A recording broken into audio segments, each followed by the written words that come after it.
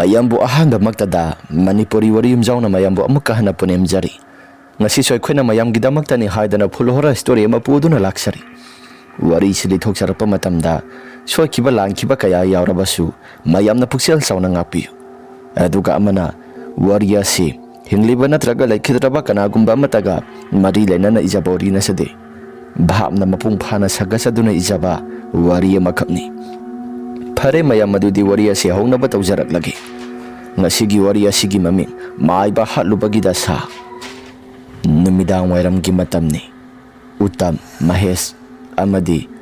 mahaki mamana ba sanahal makhoi hu masikhulgi laipungda yu thaktuna damak lairi asumna lairingai matamda Uttamna sumna hodorai bai asigi khulgi yumdom poga sida lairiba amaiba saurela si Masang maral soki matig yamna lay magini habeda kanagumba mata sulaitri sana lupa mama mayam si asoki matig yamna paisili hai adum nadi mina su khara ngang na badi ai su taida adubu ta sengna makki thangai sengna lairabra haibadu madi ai su sapsabi di khangbadi ngamde Mahesh na hairapani sana halna yugla sama thaklaga sun hairai Wairam bayay adu buta siya na hairabada mina ningpung ngang na ba baba hoy ima hoy na hay na ba matamda masi sana lupa adu kimatig yam na lepsili hay lepsili hay ado tauri ba pum na maksing mahaki sana lupa lepsili ba mayam singa si kana maramgi kana kidamak tamhak na sana lupa singa si lepsili ba no ay banida masa hayre mata sulaiti Madugi sumathakta mahaki nupi haire nganta hekta sidokre aikoina khangdaba khara lairamba yai mahaki masimanaw thokpa kana dano khara pithokya haidana khalambasu yai hoine adu khalambasu yai tawadabu magi sana lupa mayam asi yem hingkol sambal haire asuki matig yamna masa nalna thammi ado itaw Mahesh aiwa mahagi Uttamna hairakpani Maheshu hayu itaw Yengo ai khushu amuktang di mahakna khulai kai si aphaba thabak tawribani haidana tawribasi maralama pisilagai khushu mahaki masasi magi imung manungda lairiba posai singa siloi nekta hurala sira itaw madubu yagadrane era itaw karigi yaroidabano wanthana ba kekeno khara toksilaga loire aduga wanda wanthabdragana Hatok pra karino tok silaga loire Uttam gi wafam aduda Maheshna erai taw mi hatpu bu yenganu hatpa dongna ekta hatpa yaba nati dang suon thong thok pangakta hera aikuna pamba potu di phangna ba tawba tare dana magi sana lupa mayam singado matu loin ekta matlaba de khusu yengu kayam hogani khullai ka gi miyo singna su mahaki sana lupa singa si yamna ngangna ribani mado Khulai gi miyo singna sana lupa singi matangda ngangna jarabasu aidi madugi thabagado kaya thoina pamba soidi ado kanana khangba khulai gi miyo singna magi sigina kiba matam ngairaga mahaki lairiba posai singado lokthokpa yana ba haidana ngaibo eram labadi ado tawdana bai khosu hana tahora saibanida si kari kagi Yani duki wafam singado taba matamda sanahal na hairai ngaiko nakhoi ni nangang na riba mayam pumnamak singado aina sum taba matamda nong manumit ama nong yamna kana taba matam nong mangba matamda tawdraga di yaroi dawri asum hek hairakpa matamda aniduna kari maramgi nate kari maramgi yaroi dawri ba apangani khal mi gi maran mathum hurana badi wakhal khali aduga Aikoi ni hairabadi khangkrabadi amu kamai tawba kamai tawduino hoini sumini dusu madugi sumathakta yengu mi hatpa tupa posai thukai ba yangkhai ba adagi lut tawba haiba sidabu thangnari ba laikai gi yum singa si loina khangadori bani nong suba khak pa lawba tawrakpadadi makol singdo amata taror driba khangbra nakhoi gi nakok singdubu karino ngasai tagi yu ngauri bani hadana mayak sengna ngawra bro Sanahal gi wafam adu taba matamda Uttam na hairai hoini sumini itaw sanahal na hairai sisu kaiba nati sumi ado sumaina tawrasi hojikse lamta tha su yoksilakli lamta tha se Mahak lamta thasi yausilakpa matam asida nuang asisu haibadi hanagi naken thagi matam oibanina hanagi una wana sing asisu nonglai nungsi tauraga kelakadoribani masigi matam asida hekta huralasi nabani bukari kaibagi mahesu taurasi haidana hairaki asumna ngihaktangi matungda sanahalsu yari sanahalna tabak tauba haibasi seksin sajina taukadabani adubu khudong thiba taraktrngai matamda akhoi section banadi phabani ko hayeng khajiktada akhoi su khudong thiba mayam ama tarakadori bani kul laikai gi miyo sing laikhoi se yurem thakpa wazau da ngangba laikai gi miyo sing ladu makhangnari bani hayeng ai akhoi na siba khotpa tholapa matamda kul laikai gi miyo sing asina akhoi se singna ba habado ekadori bani aduna thabak tauba matamda khara khara section sajina taudraka di yaroi dori bani asumna makhoi mari asi wa kaya marom ama khanarami ngai haktangi matungda makhoi asi yudo prap thapoloi silaba matungda magi mayum singda du maksang nakre asumdana maiba saurel sumahak ki masasi wakhal da kasu thudokpa mata khanba tawda mahak sunungaina du mak mi gi lai gi thau tawru raba matungda mahak sumayum da halakpani saurelna aina pasiliba lan thum mayam aduga sana lupa hingkhol kai mayam asi hayeng aina laikhidraba matamda kanada sinagadori basidi imitei sa matu ubasnati mama aduna hinglingai matamda isa amata imita uhan basnati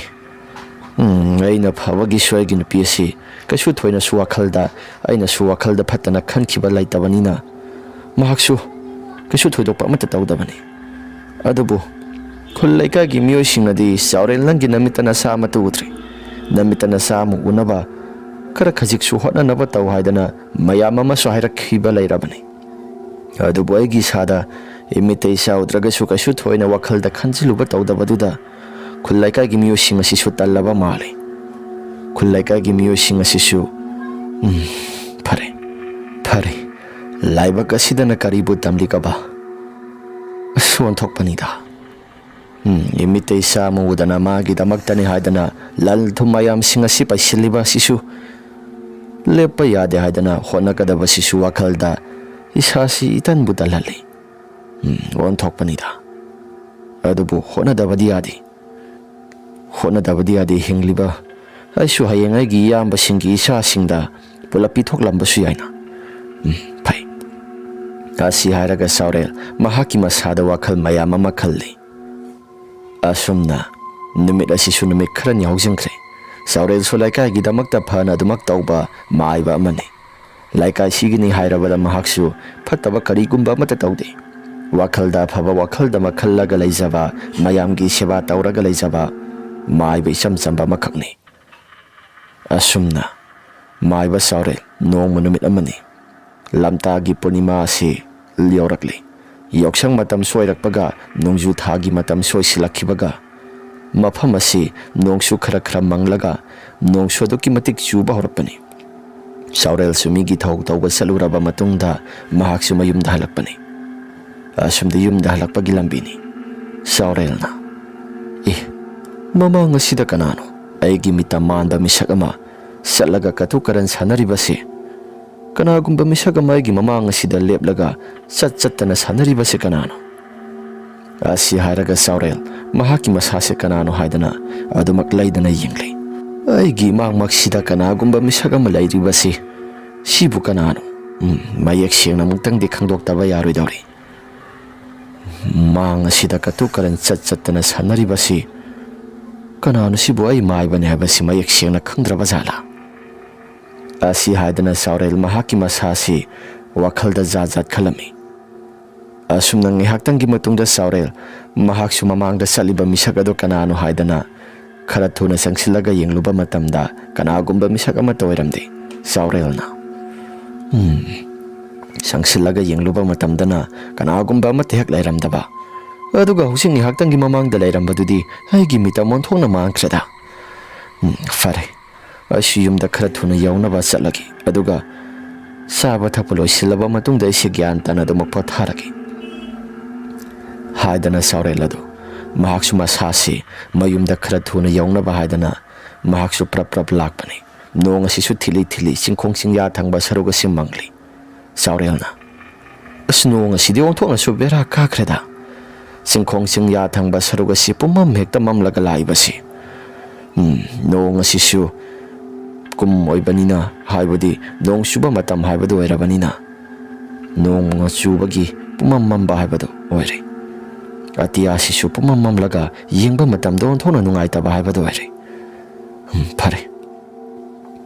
asi hairaga Saurel ado mayumda prap lakle ngihaktangi matungda Saurel mahaki masasi mayumda yauraklaba matamda mahaksu sa insang thongdoklaga du maksari asumna nongaina pothaduna leiringai matamda utam amadi mahesu asumda makoi sanahalga yauna wari watai kaya marom ama sanaduna lei sanahalna itaw nang haiba thabak ado ngasi tawra saibro ha kamai tok saiba Era itaw ngasi hekta tawragadabani madubu yagadrane kadobagi yarodaino asi hairaga makhoi ahum asi wari watai sanaduna lei utamna ngasi se sapsarabani no ngasi su khara suribasi masi laina piba tanjani masigi tanja se mangan ba phati taw ado masigi tanja se mangan ba phati haribasi ai buisa se hai gadha sidi Nong suri basi nang nahan kai haina kige ha nati nang bu kaurabro hoini summini aisu nahan kai keno khara haina kibodo summi hoi phari sapsarasi masigi tanjasi asi hairaga makhoi humasi la asi haidana makhoi humasi satli sumna ngai haktangi matungda makhoi su maiba Saurel gi mayumadi yauraba matamda Saurel gi mahaki masasi potharam khini aduna mahaki masasi pothabado khara thunai khosu manung asi da sangsilagai khosu thong hangdoklu aduga thong asi hangdoklaba matamda mi yengada balai haidana haisilasi haidana utamna han hairakpani maduda ado nangi wafam asi kari oina pharak tabanu hairaklabadi kari mu khumgadoriba erai taurang suan thong thokpa maduba khangdrabro asadi shasi tanbu talida aikuna tawgadoriba thabagasi mi shiba nabasu yaurakadoribani madugi sumathakta mafam jaga asida aikusu phattaba thabak tawraga migi maral mathum singase lawgena khalakpasi aikusu haipeti tandi talida hai nangna taliba wafamado mi oiraroi ko ibungo tanbu talaba hojikangi matamda mi kasu thoina oidrabani tanbu tandraba yengo achau chobo huranba mayam singni paisa painariba mayam singasi nang sidi bo ngana saknaba son thona wakhre na faresi law sanaba tawrasi asi haidana makhoi hum silakpani Saurel gi mayum masi yauri Saurel di sina nungaina do mapothari thongado thello haidana Saurel gi thongado sanahal na hairagi utamna thongado thelli aduga sumna sukarai Mama Saurel bulai tabro Mama asumna kaurakpani maduda Saurel gi masadu mikap thoraklaga ibunga kana asi haina kaurakpani maduda mama bu ibunga kana mamai utamne hairakpa matam maduda laikai gi angang ne khanduna Saurel mahaki masasi kasu thoina mata khanba tawda thongado hangdokli ibunga kaidawre law manungda sanglo sumne manungda khong thangjilakpa matamda makhoi sokoi leidana yengi maduda laitengi thamliba posai mayam singadu yengluba matamda madu mayam singadu uruba matamda makhoi humasi ithak thakali Saurel di masada kasu thoina khandi ibunga kari thabak leire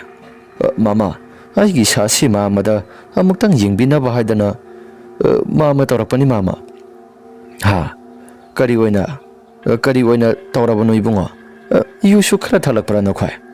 hoi mama yusu khara thaksilai mama di yu thaklabadi lai gitingi thawasi yengtabani adubu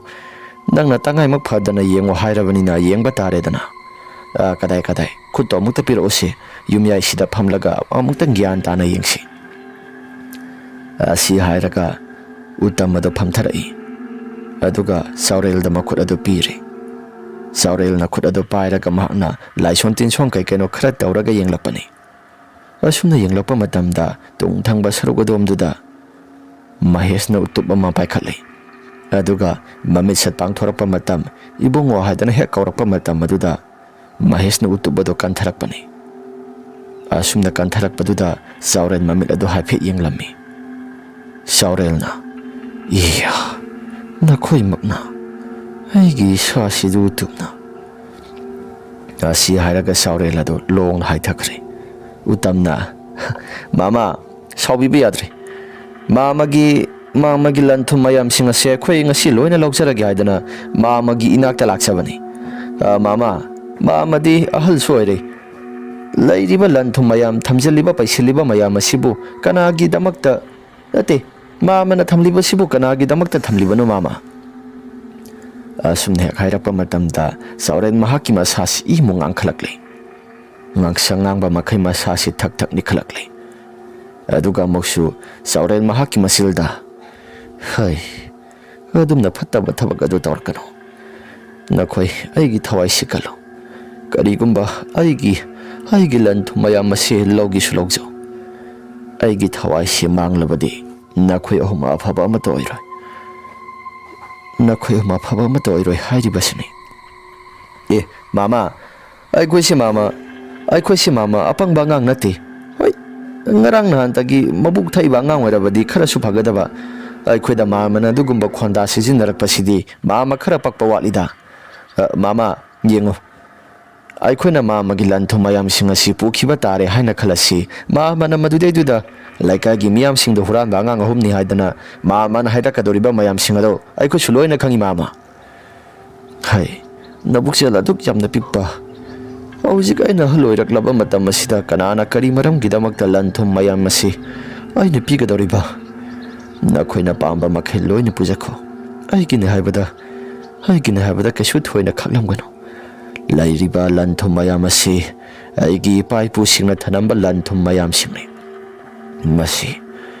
aigisu aina su isana tansin jarakpa ngakta ayambana suoibani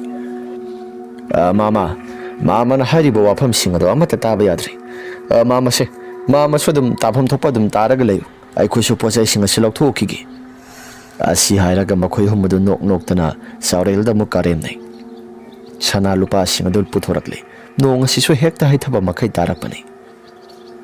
asumna leiringai matamda Saurel mahaki masasi haukolaki tawi Maheshna urakpani Maheshna muksang silagu utuptanum phatlauna kanthatli Saurel da makhada long haithakre handa mukti Saurel ima haina muktang yamna kanna lauram laba matungda masasi mihul hun kidre maduda Maheshna itaw sikre itaw kamai tawduriba sidi itaw sikre itaw asining sijaba ma gumba masiba bo yar posai singsi hural silaw asi haina laibani mana waida siduna taduna lairiba Saurel gi asi baksang adu kasu thoina mata khanba tawda makhoi gi hural bham thokpa dum posai sing adu hurale nong asi sukana kana taba lepti asumna nong asi phudit phuba makai sutharakpa matam asida mai asi su phut lawnai tamukre mai mutkiba matam aduda makhoi ohumgi masasi khamprek khangi is posai huralingai matamda sumna mai mutkiba sidi isa se khara khajikti khoktak sai ha lairiba misi asinaga khoina hatoklaga mafam jaga asida khoisu thamjinbana go isiledo itawani khak masigi asi baksang asi ai khoisu amuktang di thangdok na ba hona sira hera thangdokum sida mai amu sukhalaga khoisu sigi mai bani na asi baksang asi imung asida thambasi nungaiti aduna mai amu sukhalaga imung lamya isida thambana pharodra hoi Mahesh salo nang na khara kiganda ba haibudo thokli as kiganda ba haibagi wani ai su sha se kari gumba amati tawri poni yare mi hapangam laga nang su adu phawba kirabadi nang su bera tadro farese nabani posai singa do huralo ai su kai keno khara yeng lukigi aduga kendal asi yumya isida thangalaga ai su posai singa do na khui huran ba ngairagi asi hairaga makhoi su thong ado muklon silenga sai makhoi ne sanglakpa thong ado ikaw kawi haidana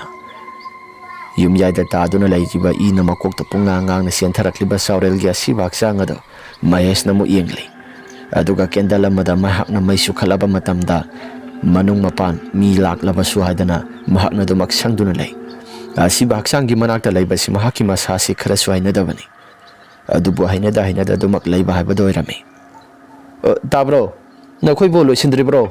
aidi sasi taleda lairiba mafam jaga asnaga siba sanglaga leisiledo loire ka pulap tholaga chanaba tawrasi asi haiduna leiringai matamdani zaurel gi asiba haksang asi masa mathanta tamna hogolaklaga Mahesh ki tung thangba saruk asida phamlaga Mahesh ta munna yingduna laikre Mahesh tung thangba saruk asida kana gumba misak ama hogolakle haibasi mahaki masada khara khaji khangle Mahesh na mama yasi tamna laithorakpa matamda kana gumba amata su phambagi mamiso amata taramde Mahesh na aigi wakhalna khanbagi warambasu yaida waramkanida fare mangda mu laithorake asi hairaga laithorakpa matamda Mamang asida maiba saurela siba haksang ado mahaki masagi mitamado muksit muba makai mamai mamit ina pungang laga Mahesh tamuna yengduna lairambani Mahesh madu uruba matamda masa se khapre khanglaga laurakpani hasuna laurakpaduda mabani gi masasi su khamre khangi aduga kaidauragi haidana pose hura liba utam amadi mahaki mamana basana haldo kaidauragi haidan hanglai maduda Mahesh na itaw Masidai sida kana gumba ama aigi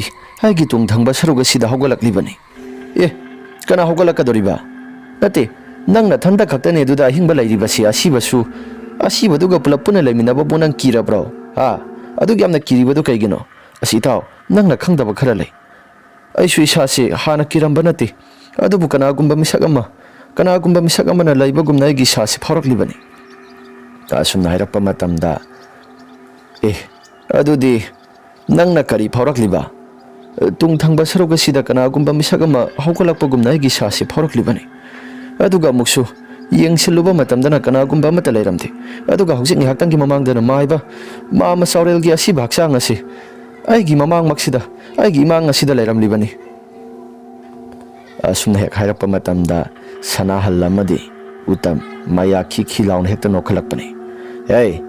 nangina saduda pangudu boirambasu yai nang sui bungo jaja ki wakhal yamna khalabra itaw asingba nemi asumna kai kaino khara ngangna ringai matamda thonga sikana gumba amana hangdoklo haibagi mata gumna yamna khana thin bhaurapani makhol singa do thin bhaurapa matamda makhoi homasi khamphre khangi asi baksang asinaga Mahesh ki tung thangba saruk tana galaisin bani makhoi homasi kire yamna itaw masida sida lairiba se kanano aidi shasion thona su kire da itaw mafam jaga se khuna haluriba maibasi su isam samba maiba nati khul laika gi miyoi singna sakna sonariba maibani masidai sida aikoina tawruriba thabak singa silalabra haiduna khali sanahal nairakpani maduda utamna langera sumgera haturabadi hature nangna madudai duda yamna kiribaduna karigi itaw mi hatpa haiba thabak sia phaba thabak nati aduna aikoisu section sajina thabaga si tawbana phabra haiduna wakhalda su khanbagi wani sumna ngangna duna leiringai matamda jinga mathaga sida kana gumba misaga mana question sienbagumna makhol khara su tarakpani tarakliba makhol mayam asi makhoisu karino haidana laikhatana yengnai haibadi nongkhatuna yengnai itaw jinga mathaga sida mi ama laibagum tawriba sibu karino haidi sason thona so hina khidreda era atai kari gumba ama toiramloi hogdong sien chongbagi makhol oirambasu yai era hogdong sien chongba tawragabu makhol asi asumna sauna tagadra tawdabaduna bu makhol singse kai gumba mata tarak tribasine hogdongna sembagum mandi mina sembabu mali haina leiringai matamda maning thonga sisu kana gumba misagama leibagumna sainsang thongbagumna makhol khara su tholakpani asumna leiringai tanja sida makhoisu tung thangba saruga somsida utamgi kana gumba misagamana sakhinu habagi matagumna murum sonbagum toraklei utam su phalai tholaga yengloi adubu kana gumba mata leiramde utamna tunga sida kana gumba mata leiramdena aduga hojik ni haltangki mamangdana sakhinu habagi matagumna toraklibaduna kari makhoi hum ase gyamenga mata tadre amaiba saurela se hakraba matungda makhoi hum asisu sana lupa paisa mayam asi puraga salasi aidana ꯃꯈꯣꯏ ꯑꯍꯨꯝ ꯑꯁꯤ ꯊꯥꯡꯗꯣꯛꯇꯨꯅ ꯆꯠꯂꯒꯦ ꯍꯥꯏꯗꯅ ꯇꯧꯔꯛꯄ ꯃꯇꯝꯗꯅꯤ ꯃꯍꯦꯁꯀꯤ ꯇꯨꯡ ꯊꯪꯕ ꯁꯔꯨꯛ ꯑꯁꯣꯝꯁꯤꯗ ꯀꯅꯥꯒꯨꯝꯕ ꯃꯤꯁꯛ ꯑꯃꯅ ꯁꯣ ꯐꯨ ꯂꯥꯎꯅ ꯀꯥꯝꯕꯒꯨꯝꯅ ꯃꯍꯥꯛꯀꯤ ꯃꯁꯝꯗ ꯁꯍꯨꯝ ꯈꯔ ꯐꯪꯂꯛꯄꯅꯤ ꯃꯗꯨꯗ ꯃꯍꯦꯁ ꯃꯍꯥꯛꯀꯤ ꯃꯁꯥꯁꯤ ꯈꯪꯄ꯭ꯔꯦꯛ ꯈꯪꯏ ꯃꯍꯦꯁꯅ ꯍꯩꯁ ꯑꯩꯒꯤ ꯇꯨꯡ ꯑꯁꯤꯗ ꯀꯅꯥꯒꯨꯝꯕ ꯑꯃꯅ ꯁꯣꯔ ꯀꯥꯝꯂꯛꯄꯒꯨꯝꯅ ꯃꯈꯣꯜ ꯈꯔ ꯐꯨ ꯂꯥꯎꯕ ꯃꯈꯩ ꯇꯧꯈꯤꯕꯗꯨꯅ ꯀꯔꯤ ꯍꯥꯏꯗꯅ ꯃꯍꯦꯁꯀꯤ ꯃꯁꯥꯁꯤ ꯀꯤꯊꯤ ꯀꯤꯔꯨꯝ ꯇꯧꯔꯒ ꯂꯩꯔꯝꯃꯤ ꯉꯥꯏꯍꯥꯛꯇꯪꯒꯤ ꯃꯇꯨꯡꯗ ꯃꯍꯦꯁ ꯃꯍꯥꯛꯀꯤ ꯃꯁꯥꯁꯤ ꯑꯀꯤ ꯇꯨꯖꯨꯡꯕꯅ ꯄꯤꯛ ꯊꯜꯂꯒ ꯃꯍꯥꯛꯁꯨ ꯀꯔꯤꯅꯣ ꯍꯥꯏꯗꯅ ꯋꯥꯈꯜ ꯈꯜꯂꯒ ꯂꯩꯔꯤꯉꯩ ꯃꯇꯝꯗꯅꯤ ꯃꯍꯦꯁꯅ ꯑꯩꯒꯤ ꯏꯁꯥꯒꯤ ꯋꯥꯈꯜ ꯑꯁꯤ ꯒ꯭ꯌꯥꯟ ꯃꯦꯟꯒ ꯑꯃꯠꯇ ꯇꯥꯗ꯭ꯔꯦ ꯑꯁꯨꯝꯅ ꯂꯩꯔꯤꯉꯩ ꯃꯇꯝ ꯑꯗꯨꯗ ꯃꯈꯣꯏꯒꯤ ꯂꯩꯔꯤꯕ ꯎꯄꯨ ꯀꯥꯡꯊꯣꯜ ꯃꯌꯥꯝꯁꯤꯡ ꯑꯗꯨ ꯒ꯭ꯔꯣꯡ ꯒ꯭ꯔꯣꯡ ꯂꯥꯎꯅ ꯍꯦꯛꯇ ꯀꯅꯥꯒꯨꯝꯕ ꯑꯃꯅ ꯊꯨꯒꯥꯏꯕ ꯌꯥꯡꯈꯥꯏꯕꯒꯤ ꯃꯈꯣꯜ ꯑꯁꯤ ꯇꯥꯔꯛꯄꯅꯤ ꯃꯗꯨꯗ ꯃꯈꯣꯏ ꯑꯍꯨꯝ ꯑꯁꯤ ꯆꯞ ꯆꯞ ꯍꯦꯛꯇ ꯌꯨꯡꯈꯠꯂꯤ ꯃꯈꯣꯏ ꯑꯍꯨꯝꯅ ꯏꯇꯥꯎ ꯇꯁꯦꯡꯅ ꯁꯤꯕꯨ ꯑꯃꯥꯏꯕ ꯁꯥꯎꯔꯦꯜꯒꯤ ꯊꯋꯥꯏ ꯑꯁꯤꯅ ꯑꯩꯈꯣꯏꯗ ꯇꯝꯅꯔꯤꯕ ꯖꯥꯠꯂꯥ ꯑꯣꯏꯔꯝꯒꯅꯤꯗ ꯀꯣꯜꯂꯤꯛ ꯃꯌꯥꯝꯁꯤꯡ ꯑꯁꯤꯁꯨ ꯂꯣꯏꯅ ꯆꯥꯛꯈꯨꯝ ꯊꯪꯕ ꯁꯔꯨꯛ ꯑꯁꯣꯝꯗ ꯊꯨꯒꯥꯏꯕꯒꯨꯝ ꯌꯥꯡꯈꯥꯏꯕꯒꯨꯝ ꯇꯧꯔꯛꯂꯤꯕꯁꯤ ꯍꯥꯏꯗꯤ ꯏꯁꯥꯁꯤ ꯑꯣꯟꯊꯣꯛꯅꯁꯨ ꯐꯔꯛ ꯇꯥꯅ ꯀꯤꯈ꯭ꯔꯦꯗ ꯍꯥꯏꯗꯅ ꯂꯩꯔꯝꯃꯤ ꯉꯥꯏꯍꯥꯛꯇꯪꯒꯤ ꯃꯇꯨꯡꯗ ꯀꯅꯥꯒꯨꯝꯕ ꯃꯤꯁꯛ ꯑꯃꯅ ꯅꯈꯣꯏ ꯑꯍꯨꯝꯒꯤ ꯃꯅꯨꯡꯗ ꯑꯃꯗꯤ ꯁꯣꯏꯗꯅ ꯍꯥꯠꯂꯒꯅꯤ ꯍꯥꯏꯗꯅ ꯁꯛ ꯎꯗ꯭ꯔꯕ ꯈꯣꯟꯖꯦꯜ ꯑꯃꯅ ꯍꯥꯏꯔꯛꯂꯝꯃꯤ ꯃꯗꯨꯗ ꯃꯈꯣꯏ ꯑꯍꯨꯝ ꯑꯁꯤ ꯃꯤꯍꯨꯜ ꯊꯛꯀꯠꯂꯤ ꯁꯅꯥ ꯂꯨꯄꯥ ꯃꯌꯥꯝꯁꯤꯡ ꯑꯗꯨ ꯄꯨꯔꯛꯂꯤ ꯑꯗꯨꯒ ꯃꯥꯒꯤ ꯃꯌꯨꯝꯁꯤꯡꯗ ꯂꯣꯏꯅ ꯂꯥꯛꯂꯕ ꯃꯇꯝꯗ ꯃꯁꯥꯁꯤꯡꯁꯤ ꯂꯣꯏꯅ ꯄꯨꯝꯆꯣꯠ ꯆꯣꯠꯂꯤ ꯃꯍꯦꯁꯅ ꯏꯁ ꯁꯅꯥ ꯂꯨꯄꯥꯁꯤꯡ ꯄꯩꯁꯥ ꯃꯌꯥꯝꯁꯤꯡ ꯑꯁꯤꯗꯤ ꯂꯣꯠꯁꯤꯜꯂꯒ ꯃꯇꯝ ꯈꯔ ꯊꯝꯕ ꯇꯥꯔꯦ ꯍꯥꯏꯗꯅ ꯃꯍꯥꯛꯁꯤ ꯄ꯭ꯔꯞ ꯄ꯭ꯔꯞ ꯂꯥꯛꯄꯅꯤ ꯑꯁꯣꯝꯗꯁꯨ ꯎꯇꯝ ꯑꯃꯗꯤ ꯁꯅꯥꯍꯜꯁꯨ ꯄ꯭ꯔꯞ ꯄ꯭ꯔꯞ ꯆꯠꯈ꯭ꯔꯦ ꯑꯍꯤꯡꯁꯤꯃꯗ ꯃꯍꯦꯁ ꯃꯍꯥꯛꯀꯤ ꯃꯁꯥꯁꯤ ꯇꯨꯝꯃꯁꯨ ꯇꯨꯝꯐꯝ ꯆꯥꯐꯝꯒ ꯑꯃꯠꯇ ꯈꯪꯗ꯭ꯔꯤ ꯃꯁꯥꯁꯤꯁꯨ ꯏꯄꯥ ꯄꯥꯈꯠꯂꯤ ꯃꯤ ꯍꯥꯠꯂꯨꯕꯒꯤ ꯍꯧꯅꯕ ꯅꯨꯃꯤꯠꯇꯣ ꯃꯩꯁꯨ ꯂꯥꯛꯇꯕꯒ ꯃꯍꯦꯁ ꯃꯍꯥꯛꯀꯤ ꯃꯁꯥꯁꯤ ꯇꯨꯝꯊꯕꯁꯨ ꯄꯥꯛꯅ ꯌꯥꯔꯝꯗꯦ ꯇꯨꯝꯊꯔꯒꯦꯗ ꯏꯁꯥꯁꯤ ꯈꯔꯁꯨ ꯅꯦ ꯇꯥꯅ ꯇꯨꯝꯊꯕ ꯇꯝꯂꯒꯦ ꯍꯥꯏꯗꯅ ꯃꯍꯦꯁ ꯑꯗꯨ ꯃꯃꯤꯠ ꯀꯕꯛ ꯀꯕꯛ ꯎꯏꯁꯤꯟꯕ ꯍꯧꯔꯛꯄ ꯃꯇꯝꯗ ꯉꯁꯥꯏ ꯃꯍꯥꯛꯅ ꯍꯥꯠꯇꯣꯛꯈꯤꯕ ꯆꯥꯎꯔꯦꯜꯒꯤ ꯃꯍꯥꯛꯀꯤ ꯁꯛꯇꯝ ꯑꯗꯨ ꯈꯪꯅꯤꯡ ꯅꯤꯡꯁꯤꯡꯂꯛꯏ ꯃꯍꯦꯁ ꯇꯨꯝꯊꯕ ꯌꯥꯗꯦ ꯃꯃꯤꯠ ꯁꯠ ꯑꯃꯨꯛ ꯄꯥꯡꯊꯣꯛꯏ ꯃꯍꯦꯁꯅ ꯑꯁ ꯃꯤ ꯍꯥꯠꯂꯨꯕꯁꯤꯗꯤ ꯇꯨꯝꯊꯕꯒ ꯑꯃꯠꯇ ꯍꯦꯛ ꯌꯥꯗꯦꯅ ꯑꯅꯤꯗꯨꯗꯤ ꯈꯔ ꯐꯔꯝꯕ ꯌꯥꯏ ꯑꯩꯗꯤ ꯏꯁꯥꯁꯤ ꯌꯥꯗ꯭ꯔꯦ ꯐꯔꯦ ꯇꯨꯝꯊꯔꯒꯦ ꯍꯥꯏꯗꯅ ꯋꯥꯈꯜꯗ ꯈꯜꯂꯒ ꯎꯏꯔꯨꯝ ꯁꯥꯔꯨꯝ ꯎꯏꯊꯔꯛꯄ ꯍꯧꯔꯛꯄ ꯃꯇꯝꯗ ꯑꯃꯥꯏꯕ ꯆꯥꯎꯔꯦꯜ ꯃꯍꯥꯛꯀꯤ ꯃꯃꯪꯗ ꯂꯥꯛꯂꯒ ꯃꯍꯦꯁꯀꯤ ꯃꯍꯥꯛꯀꯤ ꯃꯉꯛꯁꯝ ꯑꯁꯤꯗ ꯊꯧꯔꯤ ꯊꯨꯔꯒ ꯁꯣꯔꯣ ꯁꯣꯔꯣ ꯂꯝꯖꯥꯎ ꯁꯣꯔꯣꯛꯇ ꯆꯤꯡꯕꯒꯨꯝꯅ ꯃꯍꯥꯛꯀꯤ ꯃꯃꯪꯗ ꯎꯔꯛꯄꯅꯤ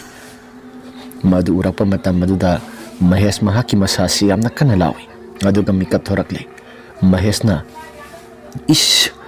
ꯀꯩꯅꯣ ꯍꯧꯖꯤꯛꯀꯤ ꯃꯪ ꯑꯗꯨꯕꯨ ꯀꯔꯤꯅꯣ ꯁꯤꯕꯨ ꯁꯤꯔꯝꯒꯅꯤꯗ ꯃꯛꯂꯥꯛꯅꯕ ꯍꯥꯏꯕꯗꯨ ꯑꯣꯏꯔ ꯃꯥꯜꯂꯤ ꯑꯣꯟꯊꯣꯛꯄꯅꯤꯗ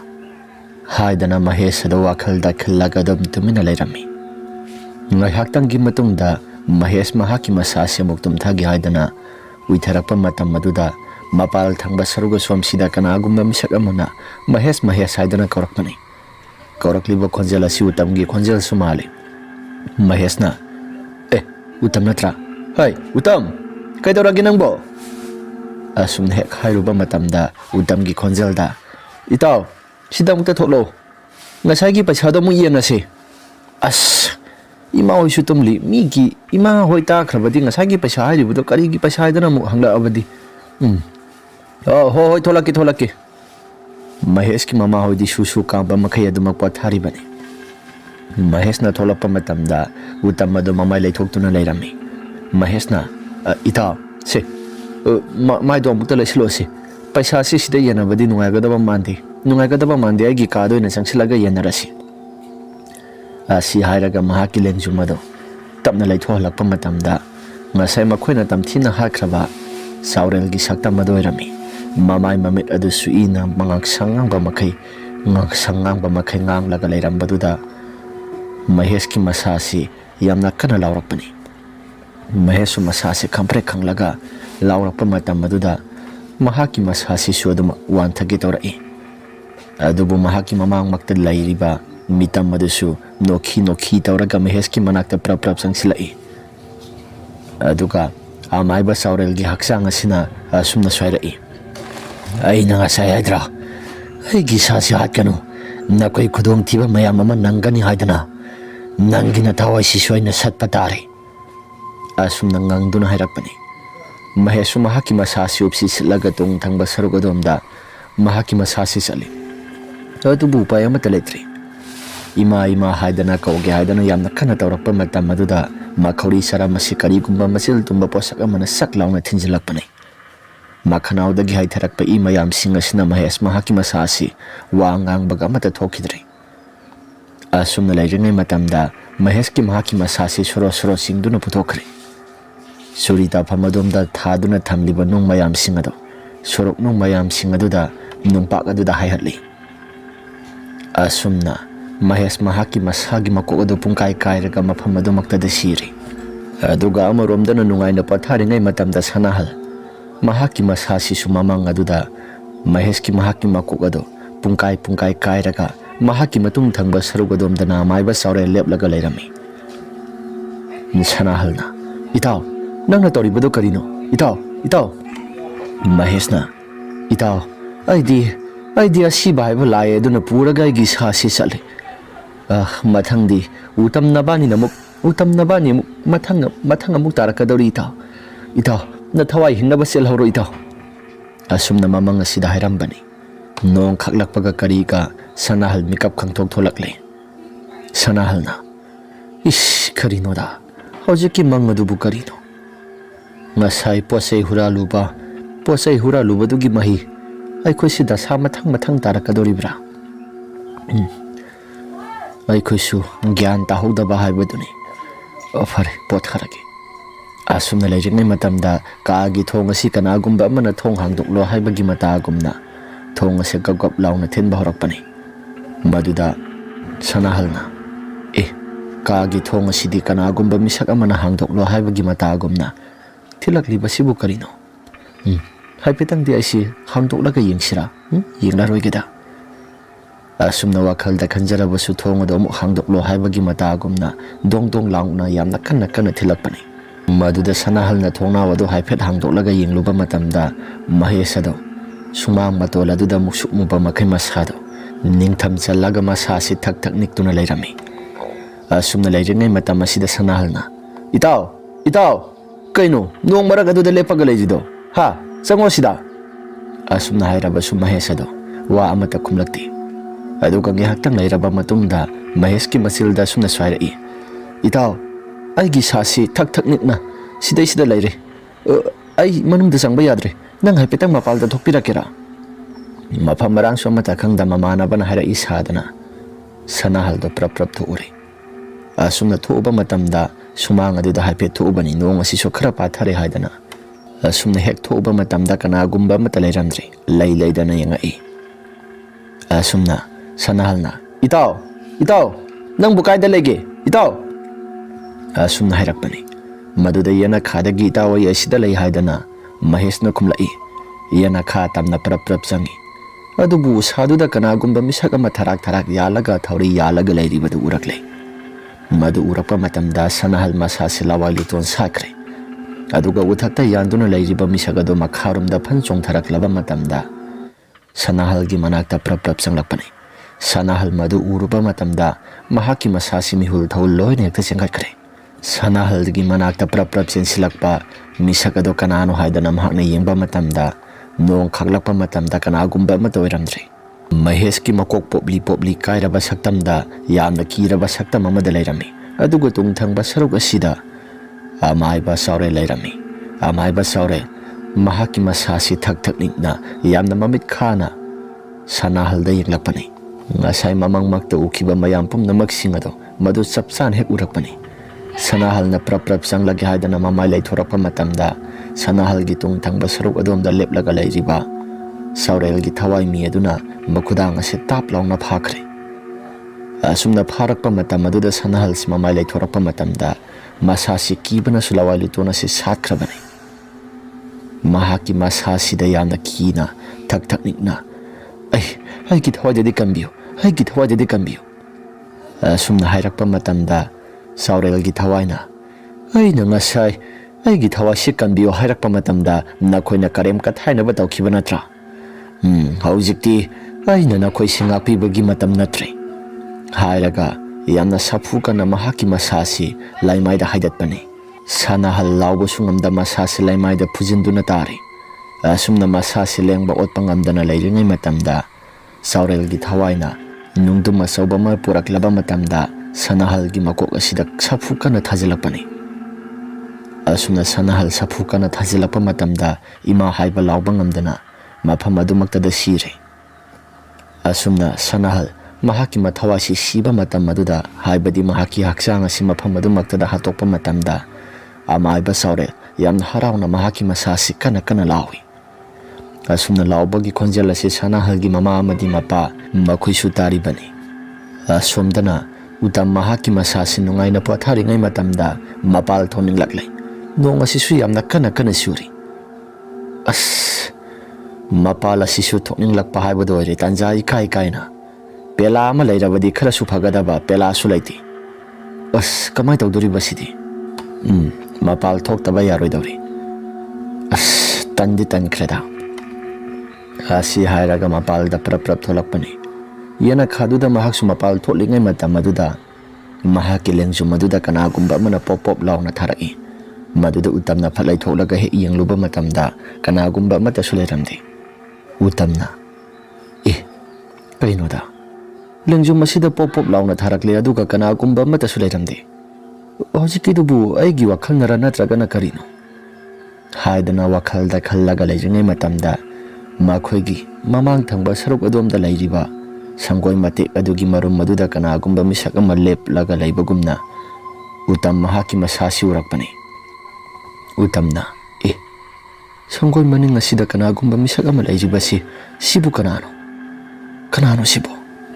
ꯍꯥꯏꯗꯅ ꯎꯇꯝ ꯑꯗꯨ ꯌꯦꯡꯉꯤ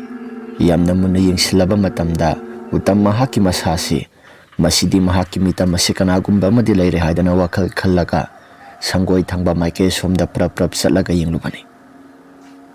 ꯑꯁꯨꯝꯅ ꯍꯦꯛ ꯆꯠꯁꯤꯜꯂꯨꯕ ꯃꯇꯝꯗ ꯂꯦꯞꯂꯤꯕ ꯃꯤꯁꯛ ꯑꯗꯨ ꯀꯅꯥꯒꯨꯝꯕ ꯑꯃꯠꯇꯁꯨ ꯑꯣꯏꯔꯝꯗꯦ